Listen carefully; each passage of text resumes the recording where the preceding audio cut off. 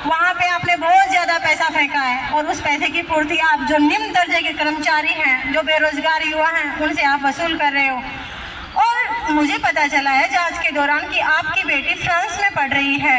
क्या वो ऐसे ही पढ़ रही है? हम बेरोजगार युवा जंतर मंतर पे धरने पे बैठे हुए हैं और आप अपने बच्चों को सहूलियत के हिसाब से विदेश में पढ़ने के लिए भेज रहे हैं। थोड़ा बहुत तो सोचिए, इंसानियत आप में बाकी रही है या नहीं रही है?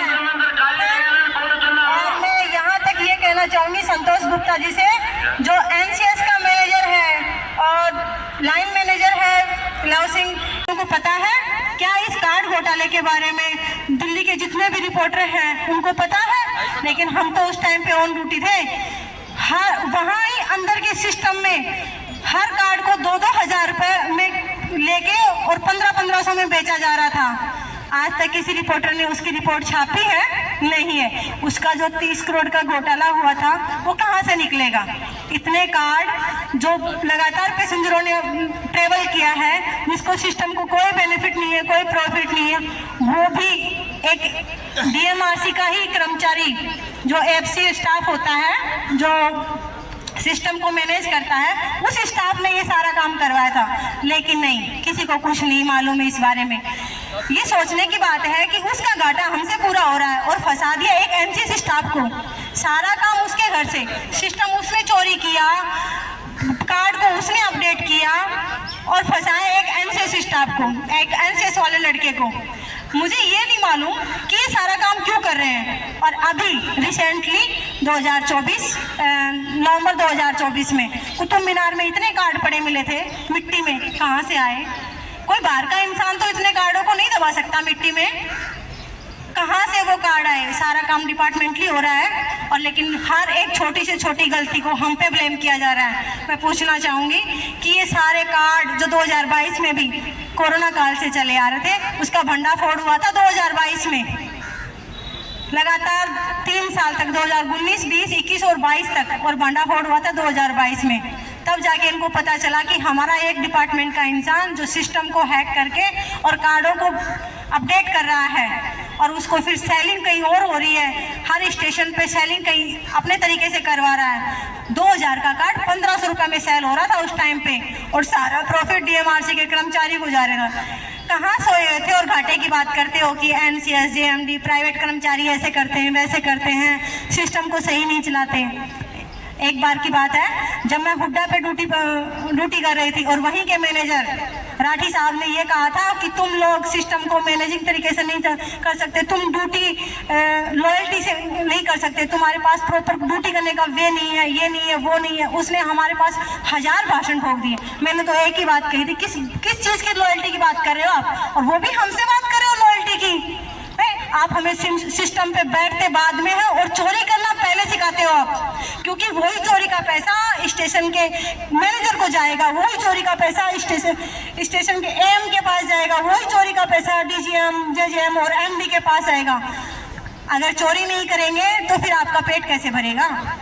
आपका पेट सैलरी से नहीं, हमारी चोरी करने से आपका पेट भर रहा है। दिल्ली की जनता हमें चोर मानती है सिस्टम पे बैठे।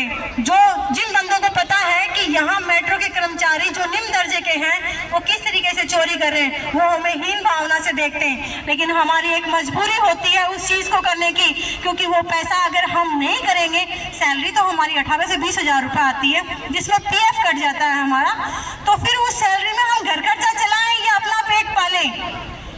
कितने ही उस पर कितने भी और कुछ भी कोई भी भाषा लिख सकता है, किसी भी प्रकार की उसके खिलाफ कोई भी आवाज़ उठा सकता है, कोई भी कंप्लेन कर सकता है कि ये ऑपरेटर गलत है, इसने ऐसा भ्रष्टाचार किया, इसने कोई चोरी की, इसने, क्योंकि खाली स्टाम्प पे कुछ भी लिख सकता है। आगे मैं बताना चाहूँगी कि जैसे ही नया ऑपरेटर आता है तो उसको कोई भी ये बाकायदा ट्रेनिंग नहीं देते, उसको 3 दिन की महज छोटी सी ट्रेनिंग देके और उसको ऑपरेटर को वहाँ बैठा दिया जाता है। 3 दिन में वो बंदा क्या सीखेगा? ये मेट्रो में धांधली चल रही है, मेरे पास तो पूरे सबूत हैं, सबूतों को कोई मिटा नहीं सकता। एक सुपरवाइजर एक NCS स्टाफ से एक लड़की से बोल रहा है कि तुमको अगर लगातार ड्यूटी चाहिए, प्रॉपर ड्यूटी चाहिए, तो तुम मेरे साथ वो करो जो मैं तुम्हें कहता हूँ। ये शर्तें मानने के बाद में वो ड्यूटी देता है। कहाँ सो रहे हैं? ये सारी चीज़ें सबको पता है, लेकिन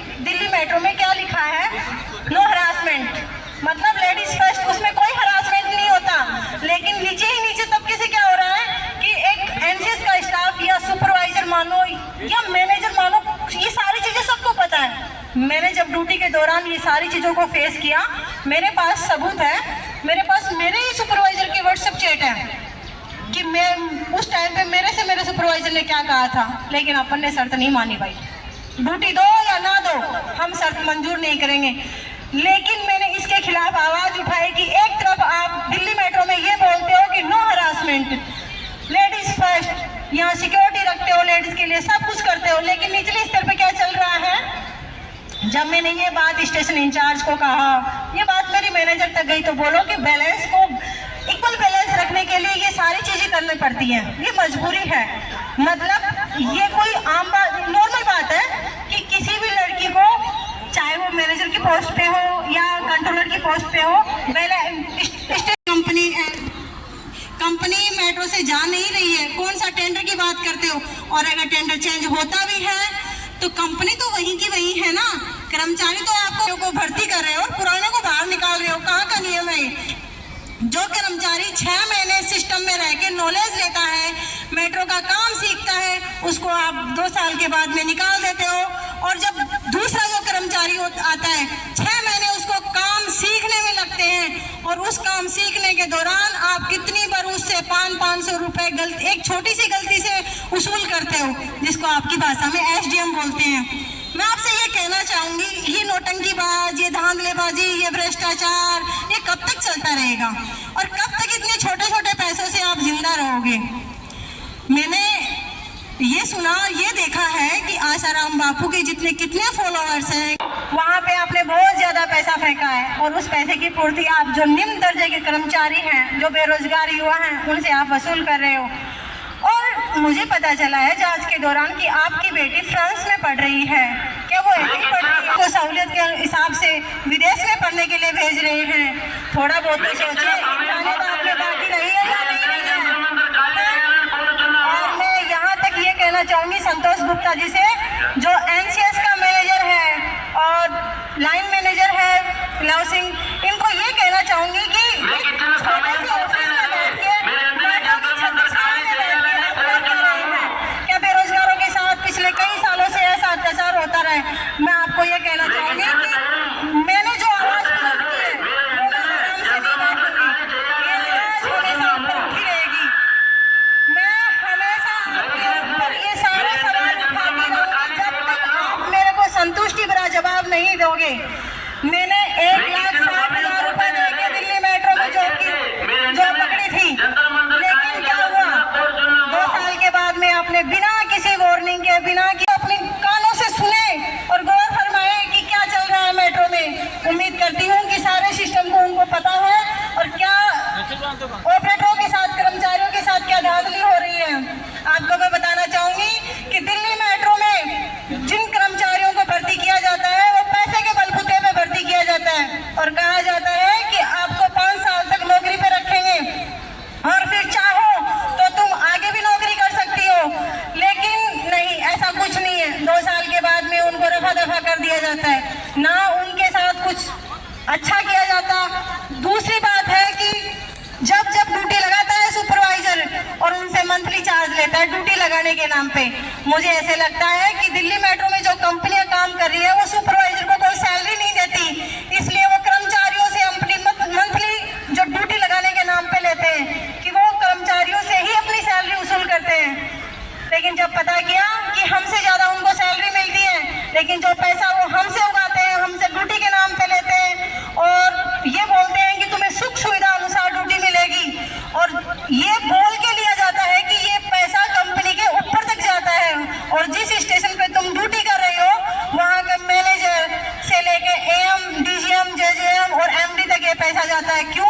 कि तुम सहूलियत से ड्यूटी कर सको और इस कंपनी को दोबारा टेंडर मिल सके। मैं दिल्ली मेट्रो के कर्मचारियों से कहना चाहूंगी कि क्या ये धांधली बेरोजगारों के साथ उचित है? बेरोजगार तो वैसे ही है परेशान, और उसके साथ फिर ऊपर से ये कार्रवाई होगी। और मैं दिल्ली मेट्रो के जो MD साहब, JJM है और DGM है, उनको ये कहना चाहूंगी कि क्या आपको ये सब पता नहीं है कि क्या चल रहा है इस मेट्रो में? सब कुछ पता होते हुए भी आप ऐसे चुप्पी साधे हुए हैं, लेकिन इसका भी एक कारण है, क्योंकि पता है कि आपके तकिए के नीचे कितने पैसे पहुंचे